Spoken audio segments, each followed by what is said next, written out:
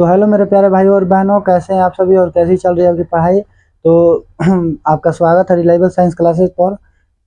आज हम पढ़ेंगे हिंदी। हिंदी में आज हम बुक पढ़ेंगे। बुक खत्म होने के बाद व्याकरण में जाएंगे। देखिए बुक है जो गोधली भाग 2। तो आपके पास है तो आप सामने रख लीजिए। हम बुक को 3 भागों में पढ़ेंगे। तो बुक को हम 3 भागों में पढ़ेंगे, जिसमें से पहला भाग हमारा है। पहला भाग कवि परिचय।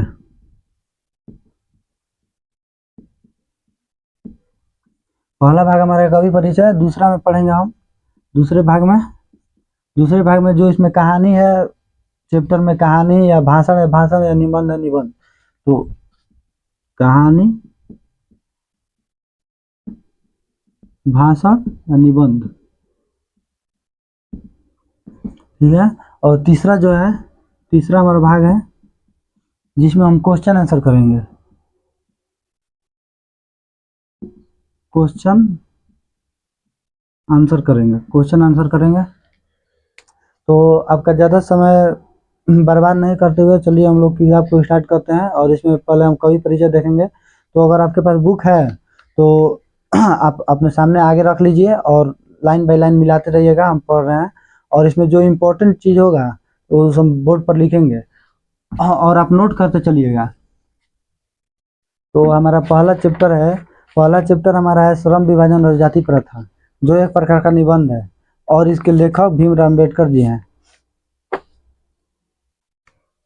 तो हमारा चैप्टर का नाम है श्रम विभाजन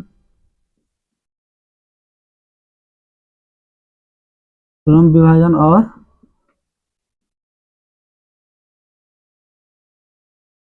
जाति प्रथा।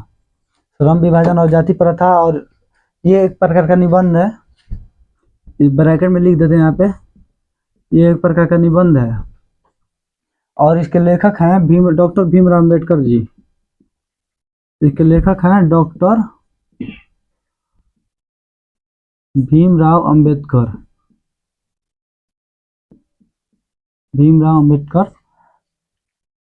तो और चलिए अब देखते हैं कवि परिचय के बारे में। तो यहाँ पे लिखा हुआ है, बाबा साहब भीमराव अम्बेडकर का जन्म 14 अप्रैल 1891 ईस्वी को हुआ था। 91 ईस्वी को महू मध्य प्रदेश में एक दलित परिवार में हुआ था। तो इनका जन्म 14 अप्रैल 1891 ईस्वी को, तो जन्म यहाँ पे लिखते हैं जन्म 14 अप्रैल 1891 ईस्वी। कहाँ हुआ था? तो महू मध्य प्रदेश। महू मध्य प्रदेश में हुआ था। इनका जन्म कहाँ हुआ था? महू मध्य प्रदेश में हुआ था और एक दलित परिवार में हुआ था। मानव मुक्ति के पुरोधा, और इन्हें मानव मुक्ति के पुरोधा के नाम से भी जाना जाता है। मानव मुक्ति के पुरोधा बाबा साहब अपने समय के साथ सुपठित जनों में से एक थे। ये बोल रहा है कि जैसे कि बाबा साहब जो थे अपने समय में, तो जैसे विद्वान टाइप के गिने जाते थे, विद्वान लोगों में। तो वही बोल रहा है कि सुपठित जनों में से एक थे। तो इनको जैसे मानव मुक्ति का पुरोधा के नाम से भी जाना जाता है। मानव मुक्ति के पुरोधा, इनको मानव मुक्ति के पुरोधा के नाम से भी जाना जाता है। आगे पढ़ते हैं हम लोग। प्राथमिक शिक्षा के बाद बड़ौदा नरेश के प्रोत्साहन पर उच्चतर शिक्षा के लिए न्यूयॉर्क और फिर वहां से लंदन गए।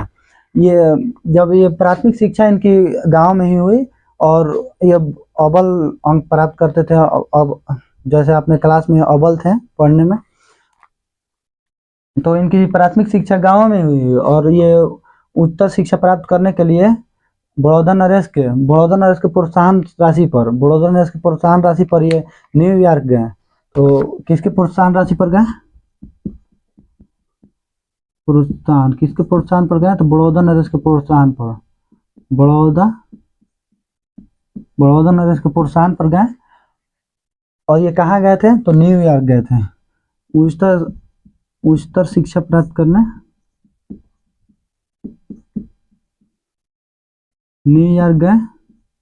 न्यूयॉर्क अमेरिका में है।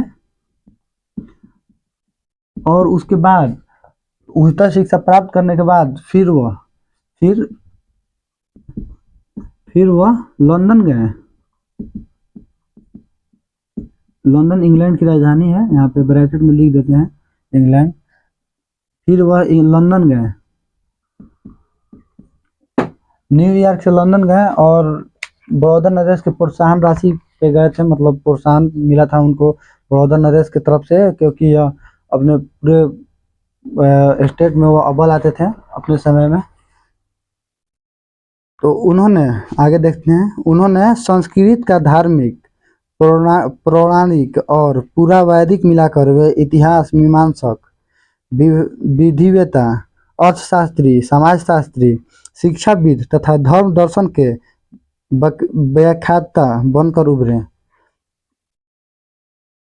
कोई भी व्यक्ति, जैसे कि कोई अर्थशास्त्री रहता है, कोई समाजशास्त्री रहता है, कोई एक ही चीज रहता है, और लेकिन ये इतने बुद्धिमान आदमी थे कि ये कम से कम बहुत सारे हैं। ये मीमांसक थे, विधिवेता थे, अर्थशास्त्री भी थे और समाजशास्त्री भी थे, शिक्षाविद भी थे और धर्म दर्शन भी थे, और ये व्याख्याता बनकर उधरे, मतलब ये इतने मतलब अव्वल थे पढ़ाई में, और बहुत सारे चीज थे जैसे अर्थशास्त्री, समाजशास्त्री, बहुत सारे। और आगे देखते हैं इसके, ये परीक्षा के लिए उतना महत्वपूर्ण नहीं है, तो इसीलिए जितना लिखते हैं बोर्ड पर उतना नोट करते चलिएगा अपने कॉपी में। स्वदेश में कुछ समय उन्होंने वकालत भी की। स्वदेश मतलब दूसरे देश में, भारत से मतलब बाहर। स्वदेश में कुछ समय उन्होंने वकालत भी की। समाज और राजनीति की बेहद सक्रिय भूमिका निभाते हुए, समाज और राजनीति की बेहद सक्रिय भूमिका निभाते हुए उन्होंने अछूतों, स्त्रियों और मजदूरों को मानवीय अधिकार एवं सम्मान दिलाने के लिए, अछूतों, स्त्रियों और मजदूरों को, जैसे कि हमारे पहले भारत में पहले चलता था कि जैसे कि छोटा जाति है तो नहीं छुएंगे, छुआछूत चलता था। तो अब ऐसा नहीं है। भारत के संविधान भीमराव अम्बेडकर जी ने लिखा था और उन्होंने ये सब कानून के जरिए हटा दिया है लगभग लगभग। और स्त्रियों को भी उन्होंने बहुत सपोर्ट किया है। पहले स्त्रियां जैसे घर से बाहर निकलती थी तो घूंघट में निकलती थी, अब तो कैसे भी निकल रही हैं, देख रहे हैं आप, छोटे छोटे कपड़े पहन कर भी निकल रही हैं। तो अब हंसने वाली बात नहीं है इसमें, अब लोग हंसिएगा नहीं, अब ये सच्चाई है आज के भारत की। और मजदूरों को मानवीय अधिकार एवं सम्मान दिलाने के लिए अथक संघर्ष किया, और मजदूरों को भी सपोर्ट किया है इन्होंने। भीमराव अम्बेडकर जी बहुत विद्वान आदमी थे, और वो वकालत की पढ़ाई भी किए थे, और भारत में थोड़ा बहुत वकालत भी किए थे। आगे देखते हैं, उन्होंने चिंतन एवं रचनात्मकता के मुख्यतः 3 प्रेरक व्यक्ति रहे। इन्होंने, जैसे कि इनके प्रेरक व्यक्ति, जैसे ये किससे प्रेरित हुए थे, तो इनके प्रेरक व्यक्ति 3 थे, जैसे बुद्ध, कबीर और ज्योतिबा फुले। तो लिख देते हैं यहाँ पे प्रेरक, इनसे प्रेरित हुए थे भीमराव अम्बेडकर जी। किससे प्रेरित हुए थे? प्रेरक व्यक्ति, सॉरी प्रेरक व्यक्ति ये किन से प्रेरित हुए थे? तो भीमराव अम्बेडकर जी बुद्ध से प्रेरित हुए थे, बुद्ध से, कबीरदास से और ज्योतिबा फूले से प्रेरित हुए थे। इनसे प्रेरित हुए थे, इन तीनों जनों से। भारत के संविधान निर्माता में इनकी महती भूमिका, मतलब भारत के संविधान बनाने में इनका महत्वपूर्ण भूमिका रहा है, और एक निष्ठ संपन्न के कारण ही हम आज उन्हें भारतीय संविधान के निर्माता को श्रद्धांजलि अर्पित करते हैं। और आज हम इनको भारत के संविधान के निर्माता कहकर श्रद्धांजलि अर्पित करते हैं। भारत को संविधान के निर्माण होने में लगभग 2 वर्ष 11 महीना 18 दिन का समय लगा था, और इस निर्माण करने में भीमराव अम्बेडकर की बहुत बड़ी भूमिका थी। अगर ये नहीं होते तो शायद हमारा संविधान ऐसा नहीं होता, जिसमें सभी को लगभग बराबर का अधिकार मिला हुआ है, और हमको वोट देने का भी अधिकार मिला हुआ है इसमें। दिसंबर 1956, आगे देखते हैं। तो दिसंबर 1956 में दिल्ली में बाबा साहब का निधन हो गया। इनका देहांत हो गया बाबू लोग दिल्ली में 1956 ईस्वी में। तो इनका मृत्यु कब हुआ था? इनकी मृत्यु 1956 ईस्वी में दिल्ली में 1956 ईस्वी में दिल्ली में हुआ था। और इनका जन्म हुआ था 14 अप्रैल 1891 ईस्वी को। 14 अप्रैल, तो लगभग कितना साल जिए? 56 और उसमें 9, 9 से 15, लगभग 65 साल लगभग जिए थे। लगभग 65 साल की उम्र में, लगभग 65 वर्ष की उम्र में, 65 वर्ष की उम्र में उनका देहांत हो गया। उनका देहांत हो गया लगभग 65 वर्ष की उम्र में। तो आगे देखते हैं। और ये दिल्ली में इनका देहांत हुआ था, दिल्ली में। आगे देखते हैं। बाबा साहब ने अनेक पुस्तकें लिखी। उनकी प्रमुख रचना एवं भाषण है। तो यहाँ पे लिखा हुआ है भाषण, तो इसमें सब नहीं लिखना, हम जो बता रहे हैं उसी को केवल देख लीजिएगा और नोट कर लीजिएगा जो हम बोर्ड पर लिख रहे हैं। तो इसमें पहला भाषण, रचना एवं भाषण। तो इसमें रचना भी है और भाषण भी है। रचना एवं भाषण। तो हमारा पहला है the caste in India. The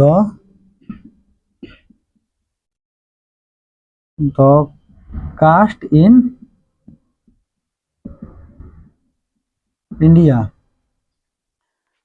दूसरा हो गया देयर मैकेनिज्म। देयर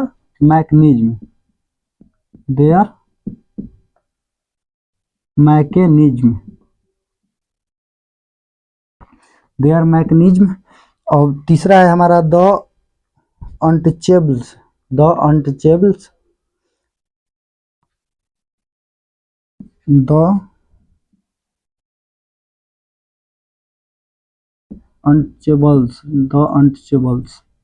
ठीक है। और तीसरा है हु आर सुद्राज। तीसरा है हमारा, तीसरा नहीं चौथा है बाबू लोग, चौथा है। तीसरा वहां पे हो गया हु आर सुद्राज। हमारा कितना? चौथा, 4 हो गया। और पांचवा है Buddhism and communism. Buddhism and communism.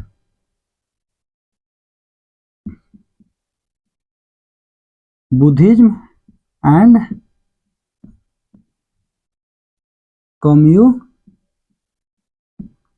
Communism.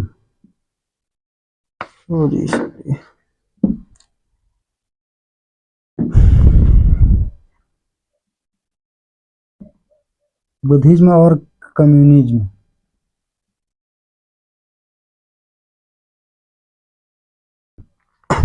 और तो 1 2 3 4 5 हो गया।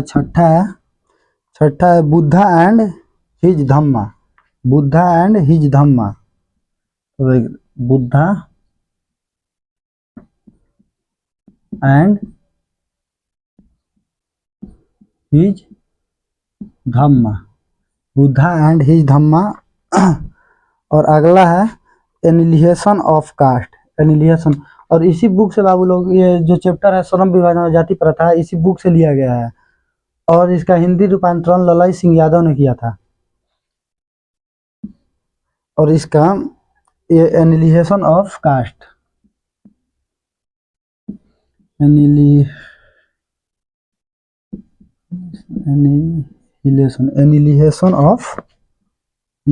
Of cast. ठीक है बाबू लोग। अब देखिए आगे। तो हिंदी में उनका संपूर्ण वार्ड में भारत सरकार के कल्याण मंत्रालय से बाबा साहब अम्बेडकर संपूर्ण वार्ड में के नाम 21 खंडों में प्रकाशित हो चुके हैं। तो बाबा साहब भीम अम्बेडकर का वार्ड में कितना खंडों में प्रकाशित हो चुका है? तो इनका भीम वार्ड में कितने खंडों में प्रकाशित हो चुका है? तो 21 खंडों में, 21 खंड में प्रकाशित हो चुका है। आगे देखते हैं। यहाँ प्रस्तुत पाठ बाबा साहब के विख्यात भाषण एनिहिलेशन ऑफ कास्ट से कास्ट के ललई सिंह यादव द्वारा किए गए हिंदी रूपांतरण। जैसे कि एनिहिलेशन ऑफ कास्ट ये एक भाषण है और उसमें से जैसे एनिहिलेशन ऑफ कास्ट है जो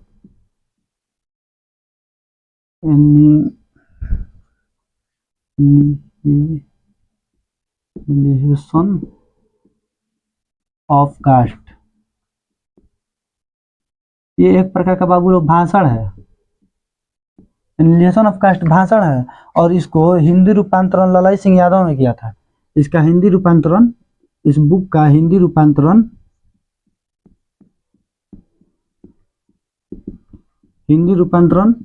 ललाई सिंह यादव ने किया था। ललाई सिंह, और इसी जो ये रूपांतरण ये किए थे हिंदी में और उसी से ये लिया गया है ये निबंध को, श्रम विभाजन और जाति प्रथा। आगे देखते हैं।